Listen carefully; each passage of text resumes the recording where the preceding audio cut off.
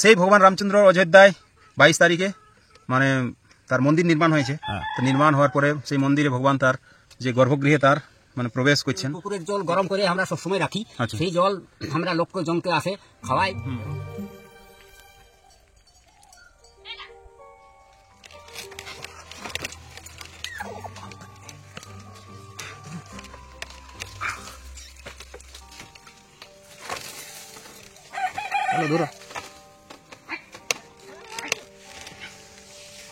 যাক শেষমেশ এখন আমি উঠতে সক্ষম হলাম। তো এই যে আস্তানাটা, এই যে ঝুপড়িটা, এটা সম্পূর্ণ গাছের উপরে। তো গাছের উপরে কিভাবে মানুষ থাকে তো দেখুন তাদের জীবন এটা। আর আমি এই উঠতে উঠতে আমার হাঁপ ধরে গেল, মানে আমার বয়স এখন প্রায় 30-32, আর এই বয়সে আমি হাঁপ ধরে গেল। কিন্তু ইনারা আপনার 75 বছর বয়স, আরে 75 বছর বয়সে ইনি একদম খুব স্মুথলি আরামসে উঠে গেল, কোনো ব্যাপার নেই। তো দেখতে পাচ্ছেন ইনাদের বনে যদি কোনো কুটুম বাটুম আসেন ইনাদের, তো সেই কুটুম বাটুমকে কি খাওয়াবেন যদি ভালো মন্দ খুঁজে কুটুম বাটুমে, তো তাদের জন্য খুব সুন্দর মুরগি পালন করেছি, যাতে করে মুরগির মাংস তাদেরকে দিতে পারে।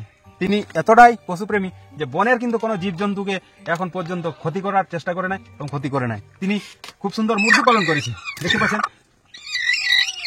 আর এই মুরগিটা ডিম দিয়েছে, মুরগিটাই যেটা আমরা ঘূর্ণি বসে, এই ঘূর্ণি বসেছে, আর তিনি তার মুরগির ডিম থেকে বাচ্চা মুরগিগুলা এত সুন্দর অভ্যাস হয়ে গেছে যে ওখানে সিঁড়িয়ে আমরা তো মানুষ উঠিছেই, কিন্তু মুরগিগুলাও সুন্দর ভাবে উঠে যায় সব। দারুণ জিনিস, মানে মুরগিগুলা পর্যন্ত ইনার মানে সে এতটাই পরিচিত এই ঘরটায় যে নিচের থেকে তারা ওই সিঁড়ি উঠে উপরে উঠে যায়, সকালে ফের নামে যায়। আচ্ছা, আর এখানে বর্ষাকালে জল পড়ে তো ওই যে প্লাস্টিক দেওয়া আছে, এরপর আরো ছিটা ফাটা প্লাস্টিক দেওয়া আছে। আর কি করা যায়, ওগুলা কিনতে পারা যাচ্ছে না, এরপর কোন রকম ব্যবস্থা করে নিয়ে প্লাস্টিক আনবো, কিনে নিয়ে আর আনি নিয়ে চতুর্ধার বন্দোবস্ত করতে হবে, তাছাড়া তো কোনো উপায় নেই। জল আচ্ছা, এই মশারিটা আপনি ইহা থেকে পাইছেন? হাসপাতাল থেকে? হাসপাতাল থেকে একটা পাইছি, আর একটা আমরা নিজেরাই কিনে নিয়ে মানে ডবল মশারি দেওয়া আছে, ডবল দেওয়া হয়েছে, এটা আমরা কোন রকম ভাবে কিনেছি। আচ্ছা, এখানে আপনার সাপ টাপ উঠে কি? সাপ উঠে নাকি? সাপও উঠে, এখানে সাপও উঠে। তো আমরা এই ফিনাইল দিয়ে নিয়ে গন্ধ সব সময় থাকে দেওয়া হয়, সেই জন্য সাপ পোকামাকড় অতটা আসে নাই। উপরে থাকেন এখানে আপনারা মানে ভগবানের নাম গুণগান সবকিছুই করি আরামসে ভগবানের নাম, প্রকৃতির ভগবানের নাম অবশ্যই করি, না করে কি থাকি পারবো? ভগবানের এই সবকিছু যাপন জীবন লেনদেন সব ভগবান। এই যে এখন ভগবান শ্রী রামচন্দ্র যে এখন বনে মানে তিনি যে ছিলেন 14 বছর, তো সেই 14 বছর জীবনই তার শেষ হওয়ার পরে তিনি রাজা হয়েছিলেন, এবং তিনি তার রাজ্যাভিষেক সমস্ত করার পরে তার জীবনই শেষ হয়েছিল। তো সেই ভগবান রামচন্দ্র অযোধ্যায় 22 তারিখে মানে তার মন্দির নির্মাণ হয়েছে। তো নির্মাণ হওয়ার পরে সেই মন্দিরে ভগবান তার যে গর্ভগৃহে তার মানে প্রবেশ করছেন, এটা আপনি যে মানে জানেন, এটাও আমরা যে আপনার কাছ থেকে জানিয়েছি, বনে থাকেও আপনি যে জানেন, এটা খুব সুন্দর লেগেছে।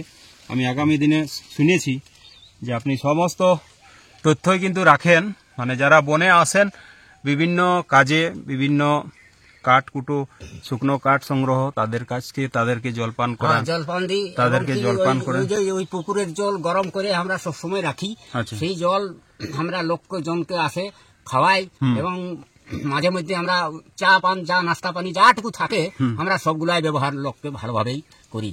যারা নিজের কাজে জঙ্গলে আসে যায়, আমাদের কাছে আশা করে আসে জল খাবো, তো জল দিই, এবং যদি আচ্ছা আপনি থাকে নাস্তা পানি কোনো থাকে তো মুড়ি মারাও আমরা দিই। বনে যে এখন ধরুন ফল মানে গ্রীষ্মকাল আসছে, এরপরে এই গ্রীষ্মকাল চারিদিকে খাঁ রোদ করবে, একদম মানে চারদিকটা শূন্য হয়ে যাবে, কেউ কোথাও নাই, মানে পুরাপুরি প্রচন্ড রোদে সব মানে শেষ হয়ে যায়। বনে দাবানল লাগে, বনে জানি আমরা, সেই দাবানলে আপনাদের কোনো ক্ষতি হয় কি? মানে বনে যখন আগুন লেগে যায়, সেই আগুনে আপনাদেরকে ভয় লাগে কি? না, সেটাই কোনো ভয় নাই।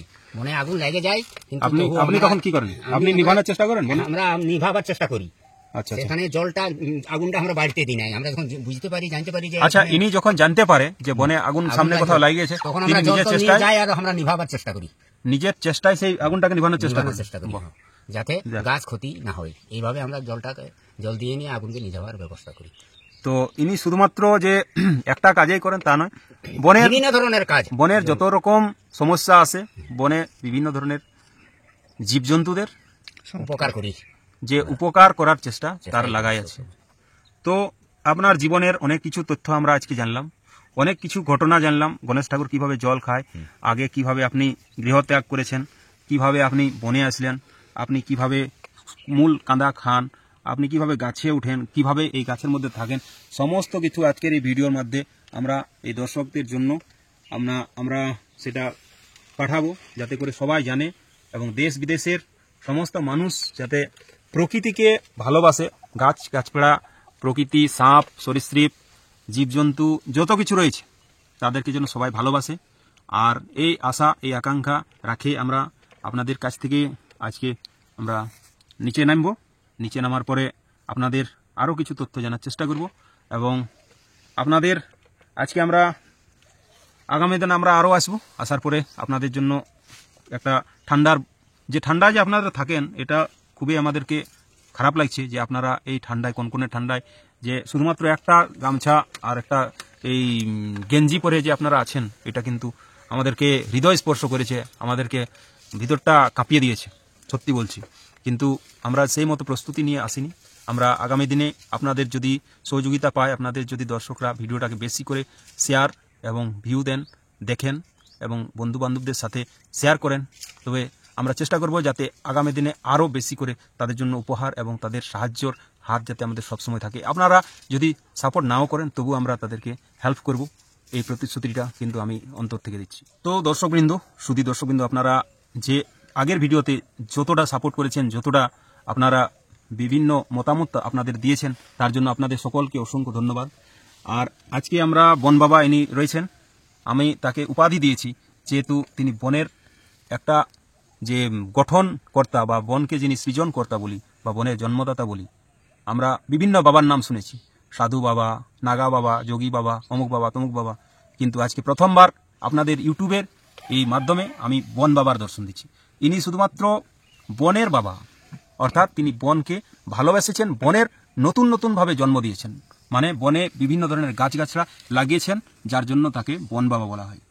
তো আপনারা যারা ইনাকে দেখতে চান, বিভিন্ন দূর দূরান্ত থেকে ভিডিওটা দেখছেন, অবশ্যই আপনাদের জন্য ইনার গন্তব্যস্থল আসার যে লিঙ্ক, কিভাবে আসবেন, কিভাবে এই বনের মধ্যে আসবেন, সমস্ত যোগাযোগ ব্যবস্থার পথ নির্দেশ আগামী ভিডিওয় সমস্ত তথ্য এবং আরও নতুন ইনার জীবনের বিভিন্ন ঘটনা তুলে ধরবো ভিডিওর মাধ্যমে।